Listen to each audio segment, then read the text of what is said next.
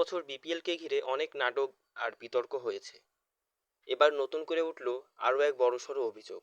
Fixing কেলেঙ্কারিতে জড়িয়ে পড়েছে BPL এর কয়েকটি ফ্র্যাঞ্চাইজি।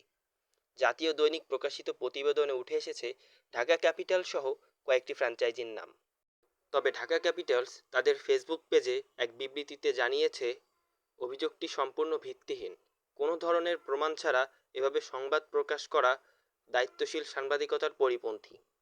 ফ্র্যাঞ্চাইজিটির পক্ষ থেকে আরও জানানো হয়, তারা শুরু থেকেই কর্তৃপক্ষের সঙ্গে যোগাযোগ রাখছে এবং যে কোনো তদন্ত সর্বোচ্চ সহযোগিতা করবে।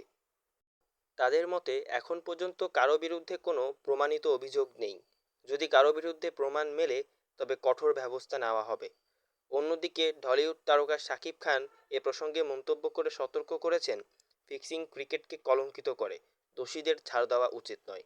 তো বন্ধুরা, আপনারা কি মনে করেন, ঢাকা ক্যাপিটালস কি সত্যিই ফিক্সিংয়ের সাথে জড়িত? আপনার মতামত জানিয়ে দিন আমাদের কমেন্ট বক্সে। ধন্যবাদ।